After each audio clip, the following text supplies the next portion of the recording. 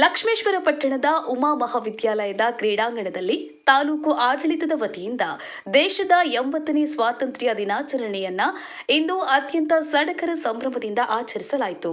ಬೆಳಗ್ಗೆ 8 ಗಂಟೆಗೆ ಆರಂಭವಾದ ಸಮಾರಂಭದಲ್ಲಿ ತಾಲೂಕು ದಂಡಾಧಿಕಾರಿಗಳಾದ ಧನಂಜಯ ಎಂ ಅವರು ಧ್ವಜಾರೋಹಣ ನೆರವೇರಿಸಿ ಗೌರವ ವಂದನೆ ಸಲ್ಲಿಸಲಾಯಿತು.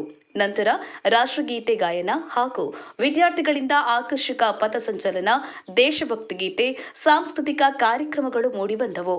ಕಾರ್ಯಕ್ರಮದಲ್ಲಿ ದೇಶದ ಸ್ವಾತಂತ್ರ್ಯಕ್ಕಾಗಿ ಪ್ರಾಣಾರ್ಪಣೆ ಮಾಡಿದ ಮಹಾನ್ ದೇಶಭಕ್ತರನ್ನ ಹಾಗೂ ಹುತಾತ್ಮರನ್ನ ಸ್ಮರಿಸಲಾಯಿತು.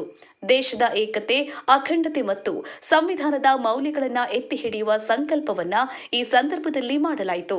ಕಾರ್ಯಕ್ರಮದಲ್ಲಿ ತಾಲೂಕು ಮಟ್ಟದ ಹಿರಿಯ ಅಧಿಕಾರಿಗಳು, ಜನಪ್ರತಿನಿಧಿಗಳು, ವಿವಿಧ ಸಂಘ ಸಂಸ್ಥೆಗಳ ಪದಾಧಿಕಾರಿಗಳು, ಶಿಕ್ಷಕರು, ವಿದ್ಯಾರ್ಥಿಗಳು ಹಾಗೂ ಸಾರ್ವಜನಿಕರು ಹೆಚ್ಚಿನ ಸಂಖ್ಯೆಯಲ್ಲಿ ಉಪಸ್ಥಿತರಿದ್ದರು. ಗಾಳಪ್ಪ ಎಚ್ ಹರಿಜನ್, ಗದಗ. ಜೈ ಭೀಮ್ ನ್ಯೂಸ್ 24x7 ಇದು ಬಹುಜನರ ನ್ಯಾಯಕ್ಕಾಗಿ.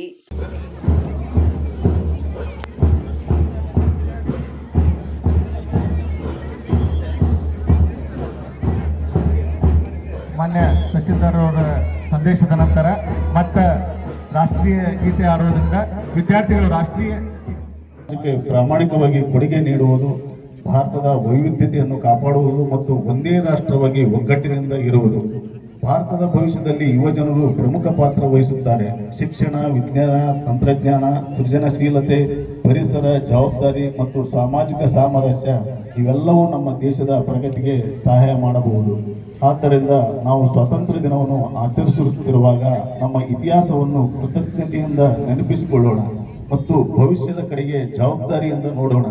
ಭಾರತವನ್ನು ಬಲಿಷ್ಠ, ನ್ಯಾಯಯುತ ಮತ್ತು ಹೆಚ್ಚು ಸಮೃದ್ಧಗೊಳಿಸಲು ನಮ್ಮ ಜ್ಞಾನ ಮತ್ತು ಅವಕಾಶಗಳನ್ನು ಬಳಸುತ್ತೇವೆ.